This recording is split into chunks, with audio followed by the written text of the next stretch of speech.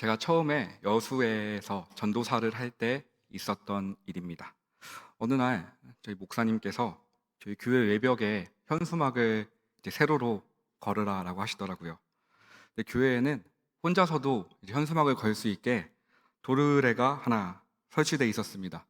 누가 이렇게 착한 도구를 설치해 놨을까 참 궁금했는데, 제가 나중에 알고 봤더니 그 도르래를 설치하신 분이 윤영순 목사님이셨더라고요. 목사님께서 전도사 시절에 이거 설치하셨다 하더라고요. 여하튼 제가 이제 현수막을 올리기 위해서 열심히 도르래 끝에 현수막을 묶어놓고 열심히 당깁니다. 그리고 끝에 다다르니까 이제 고정된 핀에다가 줄을 당겨서 묶습니다. 나름 팽팽하게 잘 됐다 생각하고 뿌듯해 하고 있었는데, 지나가시던 어떤 안수 집사님께서 이거 누가 짬맸어 하면서 성을 내시는 겁니다. 그래서 저는 난가 하고 눈치를 보고 있었는데, 옆에 계시던 부목사님께서 전도사님이 했다라고 이르시더라고요. 그래서 이제 다들 저를 그날 하루 종일 신나게 놀리셨습니다. 놀리시면서 얼마나 놀리시던지 교회 앞에 바다가 있었는데 그 바다가 넘실거릴 정도로 다들 호탕하게 웃었던 기억이 있습니다. 그러면서 제가 이제 그 다음날 집사님께서 묶으셨던 그 줄을 한번 봤어요. 봤는데 제가 봤을 때는 되게 엉성하게 대충 감아 놓은 것 같아요. 그래서 이 줄이 뭐길래 라고 하면서 그렇게 넘어갔습니다. 근데 되게 신기한 것은 그 줄이 한 2주, 3주가 지나도 전혀 흐트러지지 않습니다. 근데 더 황당한 것이 있더라고요. 제가 묶었던 줄은 제가 풀을 때 꽤 애먹었는데, 집사님께서 묶으신 줄은 과장 조금 못해서 그냥 손가락 한번 툭 튕기니까 줄이 스르륵 풀려버리더라고요. 무슨 이런 매듭이 다 있나, 그런 좀 황당했던 기억이 있습니다. 이제 여수가 바닷가고 또 바닷가 지역들은 배가 많이 있는데, 바람이 많이 불 때에는 배를 단단히 고정해야 합니다. 그래서 그 때문일지 모르겠지만 이제 그 교회의 사람들은 밧줄을 다루는 솜씨가 다들 꽤 능숙했습니다. 그리고 제가 이 설교를 쓰면서 가만히 생각해 보니까 그 공동체가 신앙생활하던 그 모습도 그 밧줄을 묶던 그 형태와 참 비슷하구나라는 생각을 해봤습니다. 특별한 이해관계 없이 그냥 편하게 소박하게 묶인 공동체였습니다. 그리고 웬만한 풍파에도 흔들리지 않는 단단한 공동체이기도 했습니다. 근데 또 어쩌다가 갈등이나 어려운 일이 찾아올 때에는 지켜보는 저는 이를 어쩌나 하고 꽤 많이 고민을 하는데, 정말 너무나 아무런 문제 없이 쉽게 허물어지는 그런 공동체이기도 했습니다. 오늘 설교 제목은 매듭입니다. 매듭은 줄을 이용해 끝을 여러 가지 모양으로 묶는 것을 말합니다. 전문 산악인이나 또 구조대는 매듭법을 이용해서 자신의 목숨을 지키기도 하고 또 타인의 생명을 구하기도 합니다. 이때 매듭은 단단히 잘 조여져야 됩니다. 동시에 또 중요한 것이 있다면 내가 풀고자 할 때 잘 풀리는 것이 중요합니다. 우린 살아가면서 만나는 많은 여러 사람과의 관계를 줄에 비유하곤 합니다. 학연, 지연, 혈연, 이렇게 줄에 비유할 때가 많이 있습니다. 근데 우리가 살면서 메어야 할 많은 줄이 있는데, 이런 줄 가운데 가장 어려운 줄이 아마 이런 사람과의 관계의 줄이지 않을까 합니다. 우리는 종종 다른 사람들과의 잘못 메어진 그런 줄을 보곤 합니다. 내 마음에 어떠한 옹의를 새긴 사람이 있습니다. 그 사람과 관계가 잘 풀리지 않았을 때 우린 단순하게 나와 그 사람만 문제가 있을 것이다 라고 생각합니다. 근데 좀 지나 보면은 나와 그 사람만의 문제가 아닌 나와 그 사람 더하여서 그 공동체의 문제가 되기도 합니다. 때로는 이런 사람과의 관계가 내가 하나님께 나아가는 것을 방해하기도 하고, 나의 신앙생활에서 한 가지 나를 잡는 그런 발목을 잡는 그런 족쇄가 되기도 합니다. 이처럼 잘못 매인 관계의 매듭은 우리의 삶을 옥죄기도 합니다. 오늘 우리는 에베소서 말씀을 대합니다. 바울이 인생의 노년에서 옥중에서 쓴 편지로 알려진 서신서입니다. 에베소서는 크게 1장부터 3장까지 그리고 4장부터 6장까지 이렇게 두 부분으로 나눌 수 있습니다. 전반부인 1장부터 3장은 복음을 소개하고 있습니다. 그리고 이 복음과 함께 덧대어서 예수님께서 세우신 교회, 그리고 이 교회를 주님께서 어떻게 세우셨는가, 이런 것들을 소개하고 있습니다. 그리고 4장부터 6장까지는 실천에 대한 것을 다룹니다. 이 복음을 깨달은 우리가 어떻게 어떤 이야기를 써내려가며 살아야 하는가, 이런 것들을 다룹니다. 다시 말하면은 오늘 제목에 빗대어 보면은 우리가 어떤 매듭을 맺어가며 살아야 하는가, 이것을 다루고 있다라고 할 수 있습니다. 함께 오늘 본문 말씀 1절을 함께 보겠습니다. 제가 읽겠습니다. 그러므로 주 안에서 갇힌 내가 너희를 권하노니 너희가 부르심을 받은 일에 합당하게 행하여. 여기서 우리가 좀 의미 있게 살펴볼 내용이 있다면은 부르심을 받은 일, 부르심이라는 단어에 한번 주목해 보고자 합니다. 바울은 에베소 교인들에게 너희가 모두 다 부르심을 받은 사람들이다 라는 것을 말하고 있습니다. 이 부르심이라는 것은 1장에서 3장까지의 말씀을 기초로 했을 때 친히 모퉁이 돌이 되신 예수님께서 우리를 교회로 부르셨다라는 것을 생각나게 합니다. 실제로 에베소 교회는 에베소 지역의 사람들을 비롯해서 많은 이방인들도 함께 모인 공동체였습니다. 다양한 배경을 가졌던 이 공동체를 향해서 사도 바울은 주님께서 너희를 부르셨다라는 것을 말합니다. 그리고 이 부르심에 합당하게 살아가길, 조금 더 쉽게 말해보면 이 부르심에 응하길 촉구합니다. 부르심에 합당하게 행하는 삶은 어떤 삶일까요? 부르심에 응한다라는 것은 한번 제가 오늘 1절부터 3절까지 이 3절까지의 말씀을 줄이고 또 줄여봤습니다. 그렇게 줄여봤을 때 2절을 좀 잘라보고 3절 처음도 잘라봤을 때 너희가 부르심을 받은 일에 합당하게 행하여 성령이 하나 되게 하신 것을 힘써 지키라. 합당하게 행하는 것은 어쩌면은 우리가 성령이 하나 되게 하신 것을 힘써 지킨다라는 것을 생각해 볼 수 있습니다.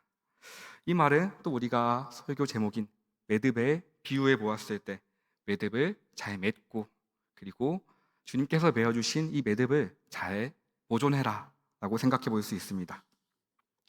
주님께서 오늘 저와 성도 여러분들을 교회로 부르셨습니다. 그리고 예수님께서 우리를 교회 공동체 안에 같은 하나님을 주로 섬기도록 매듭 지으셨습니다. 우리는 주님께서 매듭 지어 이곳에 부르심을 받았고 우리가 이 공동체를 힘써 지켜야 하는 이유 역시 우리가 이 교회 안에 주님과 매듭 지어져 있기 때문입니다. 근데 한번 생각해 봤으면 좋겠습니다. 종종 우리 이따금씩 교회에서 여러 가지 어려움을 마주합니다. 근데 그 어려움을 또 줄여보면은 이건 나와 하나님 관계에서의 어려움이 있고 또 나와 다른 사람과의 매듭에서의 어려움이다 라고 할 수 있습니다.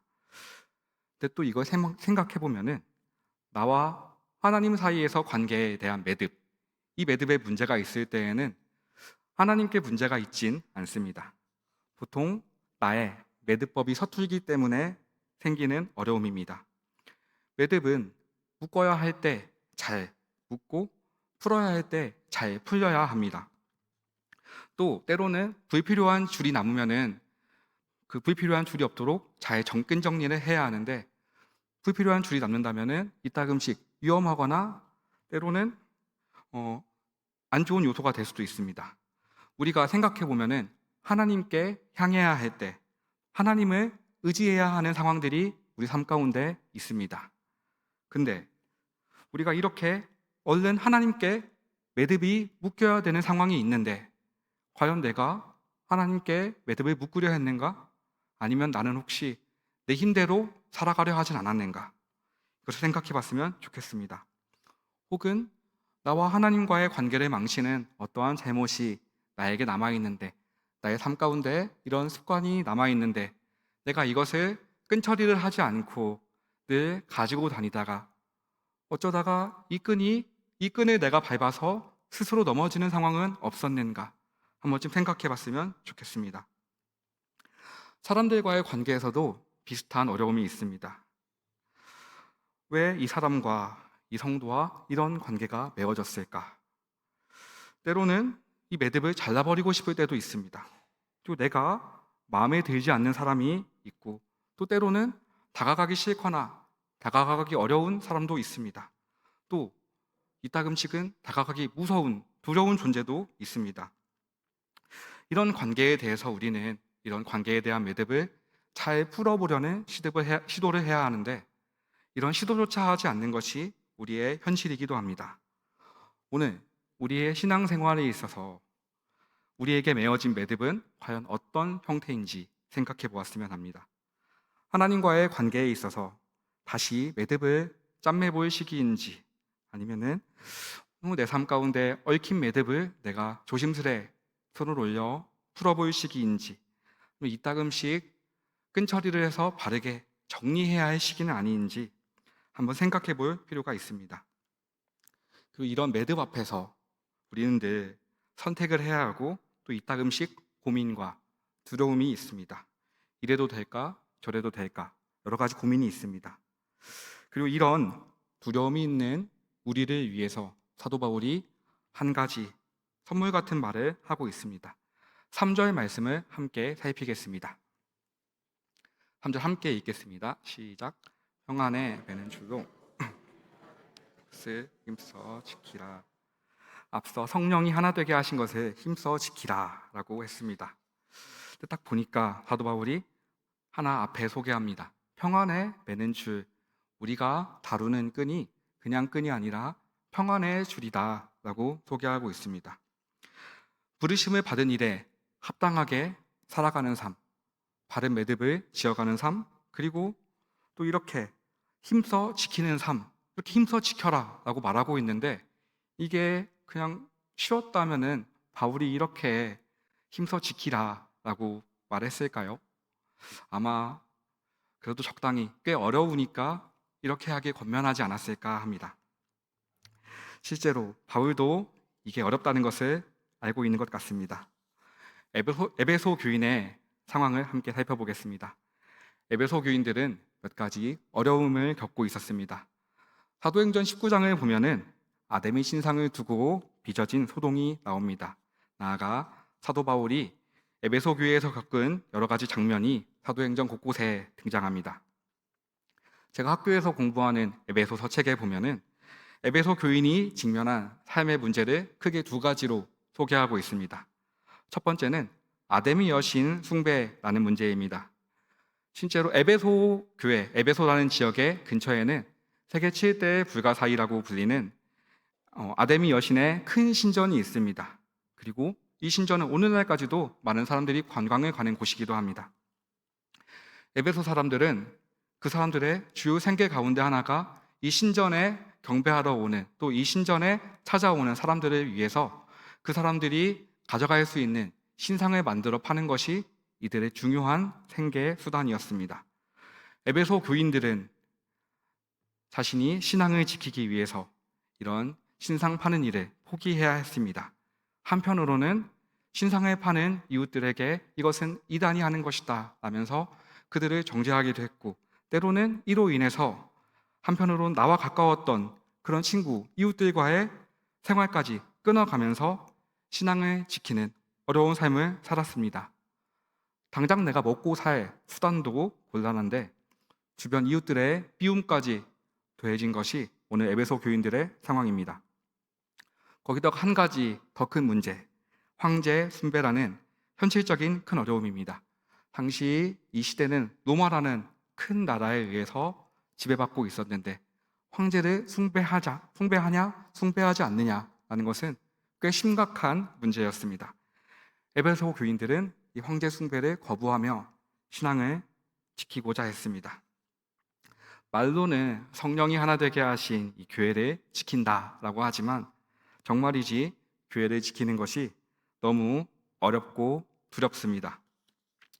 이런 에베소 교인들에게 바울이 전하는 선물이 평안입니다. 요한복음 21장을 보면은 예수님께서 돌아가시고 나서 두려워하는 제자들의 모습이 나옵니다. 얼마나 무서웠던지 제자들은 방문을 다 꽁꽁 잠그고 있습니다.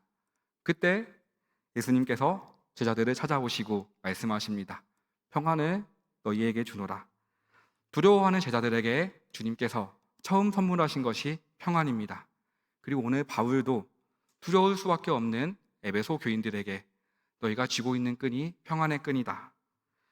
삶에서 평안을 찾아볼 수 없지만 이들에게 예수님이 주시는 평안을 소개하면서 팍스 로마나라고 불리는 세상은 로마가 이룬 그 무력의 평화를 노래하면서 또 이 평화와 안전함이 제일이다 라고 말하지만, 그리고 또 실제로도 로마에게 굴복하고 그들을 따라가는 사람들이 평화롭게 잘 살아가는 현실이지만, 그럴지라도 에베소 교인들 여러분들이 따라가야 할 평화는 예수님께 있다라고 소개합니다.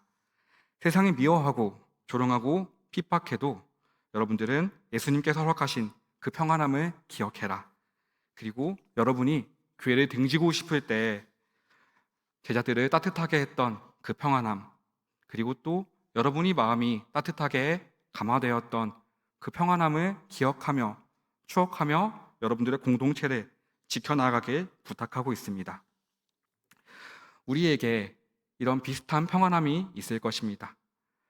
우리에게도 평안함이 임하는 순간이 어떤 순간이 있을까요? 우리도 늘 직접 혹은 기도를 통해서 예수님께 위로를 받았던 평안한 순간이 있을 것입니다. 또 혹은 예수님의 사랑을 닮은 옆에 있는 성도들의 어떤 것으로 인해서 우리의 마음이 평안해진 순간도 있을 것입니다. 이 순간이 나에게는 추억이 되고 이것이 나에게 평안에 매는 줄이 되어 우리가 주님께서 세우신 이 교회를 힘써 지키게 하는 원동력이 됩니다. 자, 오늘 설교에서 매듭을 말하고 있습니다. 근데 저는 설교의 제목과는 반대로 제가 할 줄 아는 매듭은 팔자 매듭밖에 없습니다. 군대에서 텐트 칠 때 배웠는데요. 제가 매듭법을 하나밖에 몰라서인지 관계에서 어려움이 종종 있었습니다. 그래서 늘 비슷한 형태의 관계의 매듭을 맺더라고요. 때로는 너무 섣불리 묶어서 후회하는 매듭이 있었고, 또 어떤 때는 맺어야 할 때 맺지 못해서 후회하는 매듭도 있었습니다. 또 어떤 날에는 이러지도 저러지도 못하다가 나중에 가위로 잘라내듯 아프게 자르는 그런 인연도 있었습니다. 제가 오늘 말씀을 보면서 내가 이 말씀을 조금 더 빨리 알았더라면 후회하기도 했습니다. 오늘 성경이 저에게 마치 이런 관계의 여러 가지 매듭 기술을 소개하는 것 같았습니다. 때로는 조금 더 겸손하게 나를 낮추면서 누군가에게 다가갈 걸. 때로는 온유함으로 무작정 내가 잘하는 것을 드러내는 것이 아니라 내 능력을 과시하는 것이 아니라 하나님을 위해서 또 우리 공동체를 위해서 나를 낮추고 조금 더 온유하게 행동해 볼 걸, 이런 것들을 후회해 봅니다. 또 오래 참고 용납하고 사랑하며 이 매듭이 불편하다고 불평하고 그 불만을 바로 표출하는 것이 아니라 조금 더 참고 품어볼 걸, 이해해 볼 걸, 떠난 뒤에 이렇게 아파할 바에는 내가 좀 더 용납해 볼 걸. 그러고서 제가 늦게 깨닫습니다. 내 마음이 평안한 순간이 오늘 2절 말씀과 같은 순간에 있었구나. 함께 2절 말씀도 살펴 읽어보겠습니다. 2절 함께 읽겠습니다. 시작. 모든 겸손과 온유로 하고 오래 참음으로 사랑 가운데서 서로 용납하고. 누군가 저를 오래 참고 용납하고 있었음을 깨달았던 순간, 그리고 나조차도 나를 사랑하지 않는데 나를 참 인정해주고 사랑해주는 그의 공동체를 만났을 때, 그때 참 마음이 평안했던 것 같습니다. 겸손과 온유는 어떻게 설명할 수 있을까? 제가 묶지 못하는 매듭이 사실 저는 관계의 매듭이나 아니면은 텐트줄 그런 것만 묶지 못하는 줄 알았습니다. 네, 제가 묶지 못하는 줄이 하나 더 있었더라고요. 바로 제가 넥타이를 맬 줄 모릅니다. 제가 사역을 한 지 얼마 안 돼서 이제 그때는 지금과 달리 살이 좀 많이 빠졌었어요.